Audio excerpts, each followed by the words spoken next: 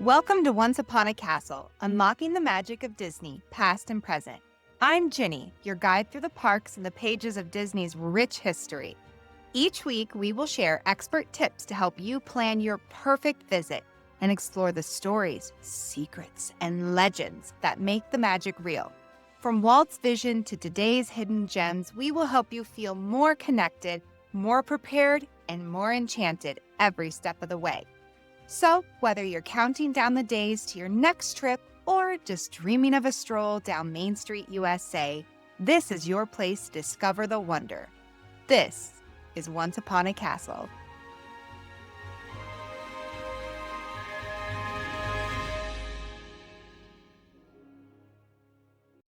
Hey friends, welcome back to the Once Upon a Castle podcast. Today we're talking about one of my all-time favorite stories, how Disneyland went from a wild idea in Walt Disney's head to the happiest place on earth. And spoiler alert, it was not an easy ride. Think grit, big risks, and a whole lot of imagination.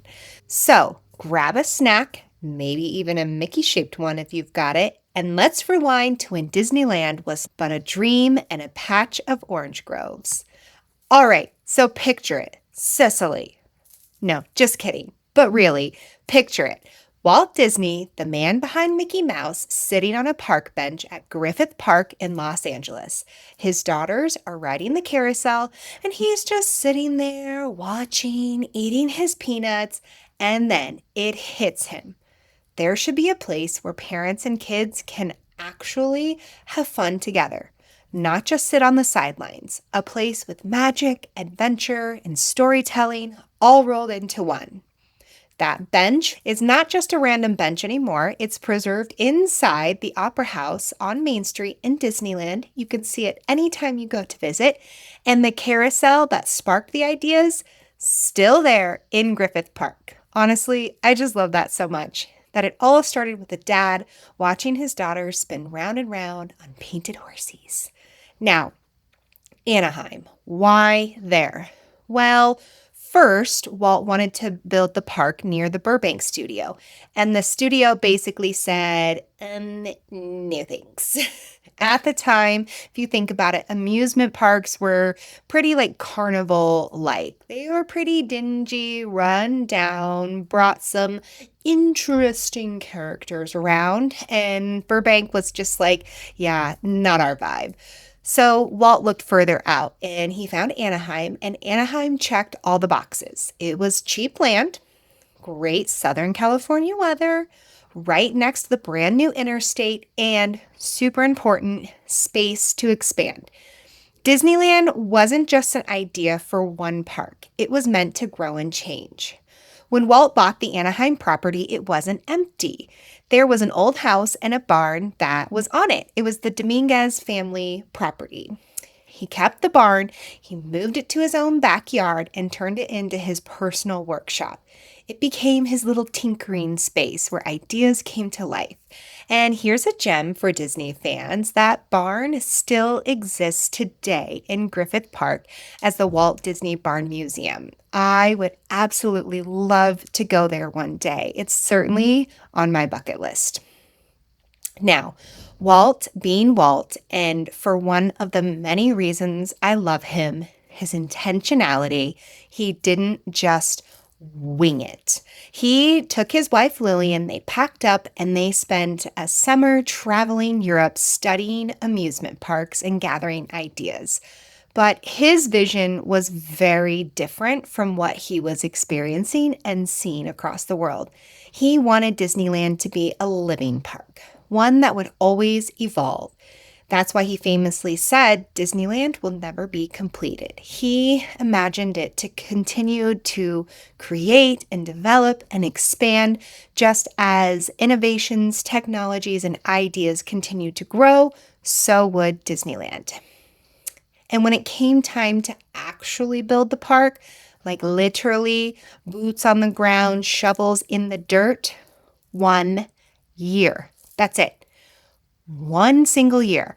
It makes me think about in my town when our city is just trying to build or expand a new road. It has taken sometimes several years for just like one road. And he built the happiest place on earth in 1 year.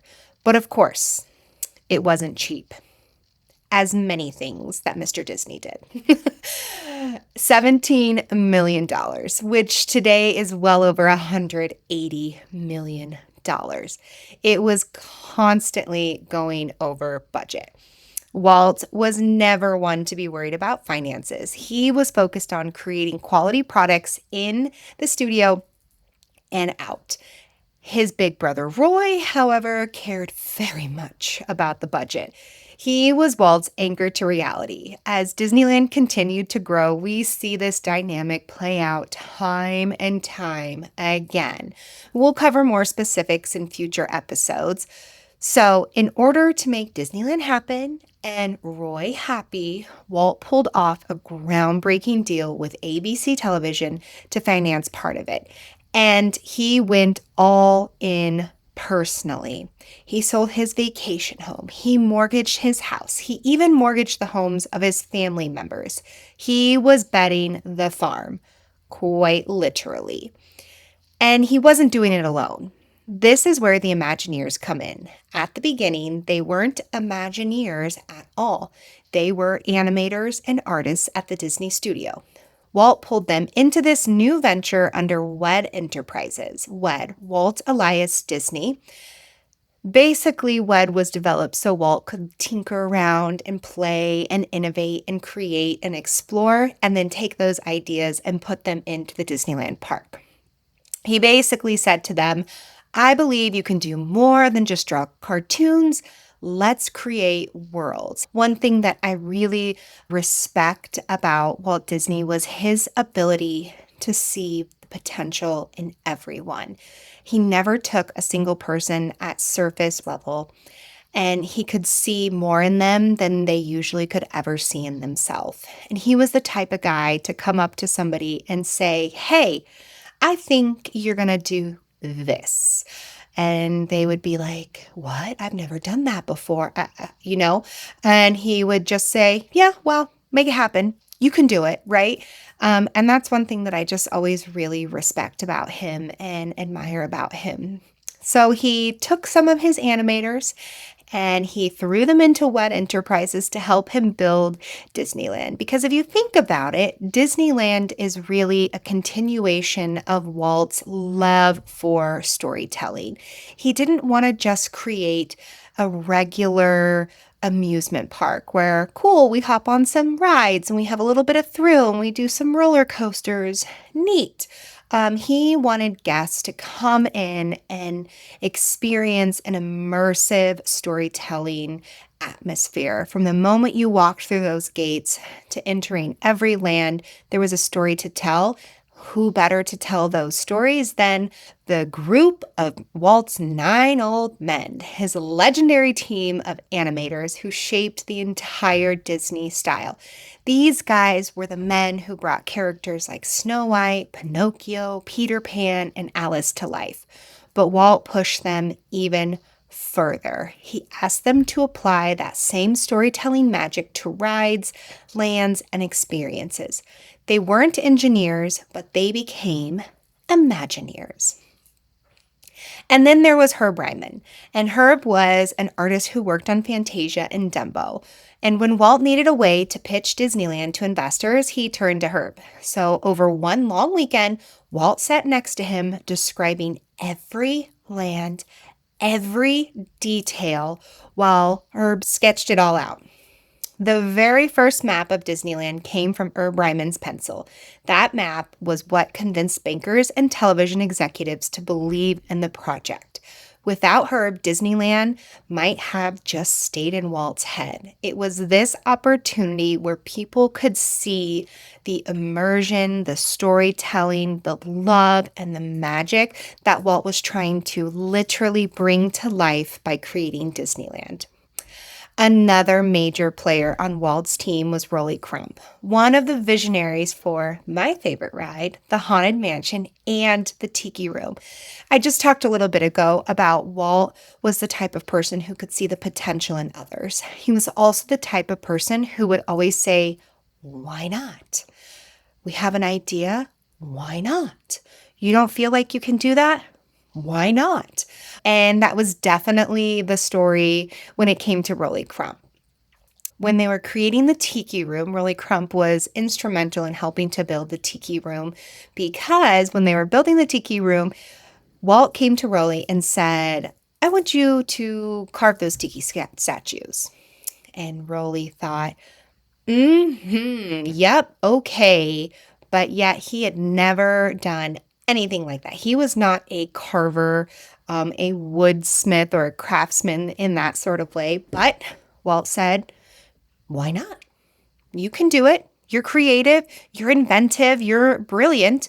Why not? So Rolly sure did. So anytime now that you're in the tiki room, if you look around to the corners and the tiki statues that are in the corners that are part of singing along with you, those were hand created by Rolly Crump, who had never carved a single thing in his entire life.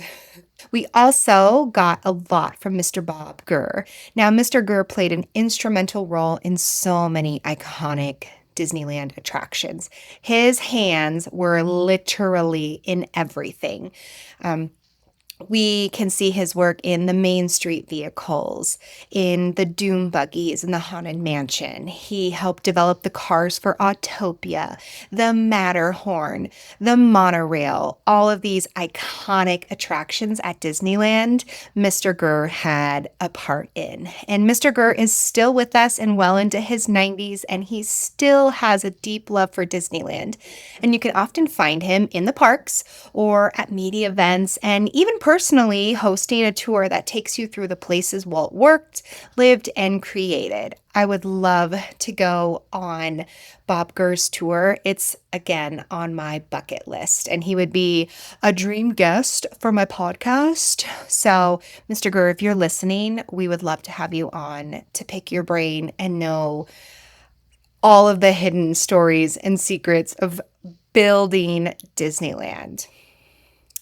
Of course, there were budget challenges, as there often was when it came to Walt. Like I said earlier, Walt did not care about money. He didn't care about making money. He just wanted to create amazing products and amazing stories. But things were so tight that Walt and his Imagineers had to get very creative at times. One of my favorite stories is when they were going around the park trying to figure out landscaping, and they had no money left, zero monies, and weeds were everywhere, as weeds always are. And Walt looked at those weeds and he thought, you know what? We're just going to get little signs. We're going to put some Latin names on them. We're going to stick them around the park, and people are going to think that these are some fancy schmancy plants because they have these fancy Latin names. And that's what they did. And so anytime, of course, if you go to Disneyland now, you will not see a weed, but I just loved the creativity and the way that he rolled with things. That's one of my favorite stories. Another thing is when they were trying to put in like foliage and trees and shrubs, they kind of went like bargain hunting around the city. They were bidding to people, hey, can we like take your tree? Here's, $25, probably not that, but, right. Like we'll pay you to take that tree from your yard, or, oh, I see you're doing a lawn renovation and you're getting rid of those bushes. Can we have them? So they had to get very creative because again, budget was tight, but Walt was not going to skimp on his vision and the quality of the parks. So it was not about cutting corners. Walt's obsession was immersion. He wanted you to feel like you were stepping into another story, another world. And because of that vision, Disneyland became home to so many innovations. The Matterhorn bobsleds in 1959 were the first tubular steel roller coaster in the world. The Disney monorail was the first one in the entire Western Hemisphere, and the Pirates of the Caribbean in 1967 was one of the last attractions that Walt personally oversaw. Pirates is special for so many reasons, but one thing I always think about anytime I get on it was this was the last thing for Walt to work on. And unfortunately, because Walt passed away in December of 1966, he didn't get to see it come to fruition. There are stories about the Imagineers dragging him through the attraction as he was really sick so that he could experience where they were and what they were seeing. So that was about as far as it got. I was listening to another podcast the other day, actually, the Hub Crawl, and one of the questions that they had asked was, if you got to spend an hour with Walt, what would you do? And taking him through Pirates and also taking him through the Haunted Mansion was my response. For him to just experience Pirates to its completion would be so special. And then to take him through the Haunted Mansion, I think would just be so amazing. The Haunted Mansion, we'll talk more about when we get to New Orleans Square and we do a deep dive on New Orleans Square. But the Haunted Mansion was a project that was almost a decade in the making, and right from the very beginning and its creation at Disneyland, Walt had this vision, and it just couldn't ever come to fruition quite right. And then he passed away, and they brought us the marvel and wonder and brilliance of the Haunted Mansion. And I think that he would just be enamored and so proud and be like, yes, that is what I was going for. So I'd love to walk him through that. Now, that was a little side trail, a little squirrely Doug moment. So let's get back to the creation of Disneyland. Opening day was July 17th, 1955, and on the outside, it was magic. There had been tens of thousands of people tuning in to the ABC television special. Word of mouth was spreading. People were seeing Sleeping Beauty Castle from a distance. People were stoked. They knew what the Disney company was used to creating, and they could not wait to step foot into Disneyland. So on the outside, it was magic, but on the inside, holy cow, it was a disaster. A hot mess express day one. So people actually now call it Black Sunday. They were pouring asphalt the morning of the opening, and legend has it that the asphalt was so fresh that women's heels were sinking into the ground because it was such a hot day that they wasn't setting as quickly as it should have. There are stories that refute that and say, that was a story that was kind of brought up in 1970 to make the drama of the disaster of opening day, as if it needed more drama, to come to more light. So people debate that, but it's still kind of funny. It was last minute that they were pouring the asphalt, but were women's heels really sinking in it? I don't know. Rides were breaking down left and right, and there was a plumber strike. So Walt had to choose between drinking fountains and toilets. Thankfully, and obviously, he chose toilets, but people complained about the lack of the water fountains because it was in the middle of a heat wave in the middle of July in Southern California. But you gotta do what you gotta do. Thankfully, there were concessions available so people could, go grab a little Coca-Cola to quench their thirst.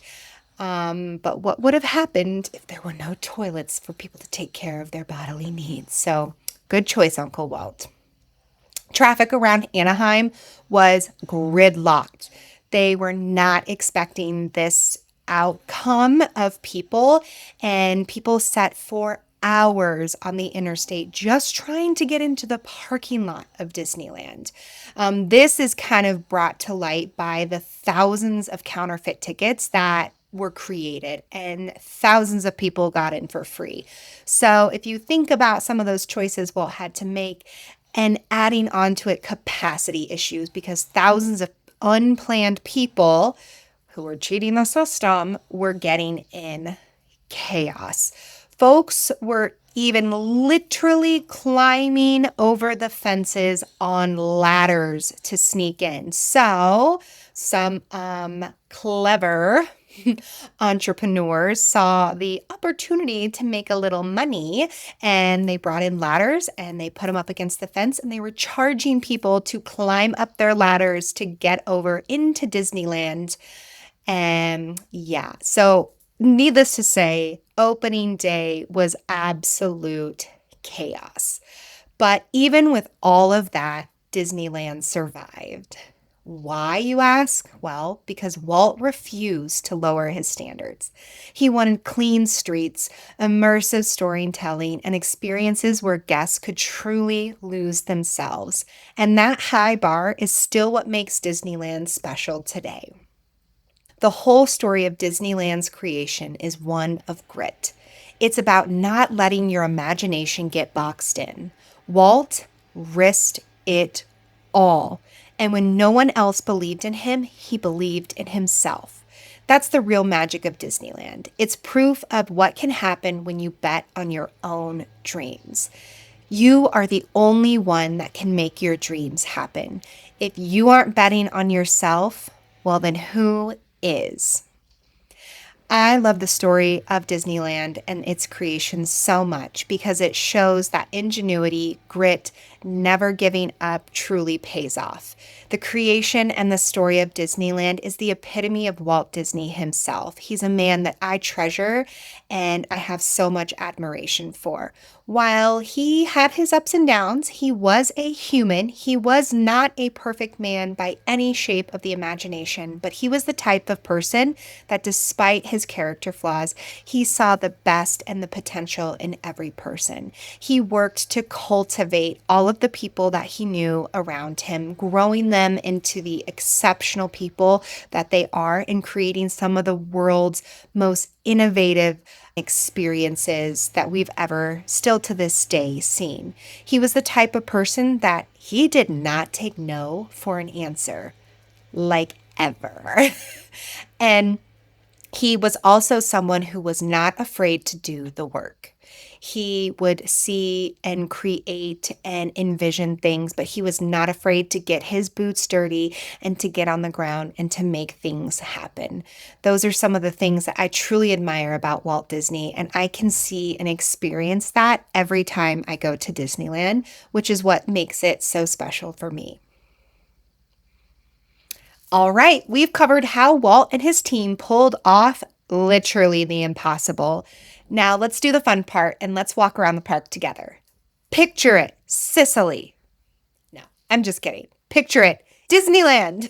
We've just scanned our tickets, sat on our shoulders, churro in our hand, and where do we head first? Main Street, USA. Take a deep breath. Can you smell that fresh popcorn? Ugh, it's not an accident. Disney actually pumps that smell out there.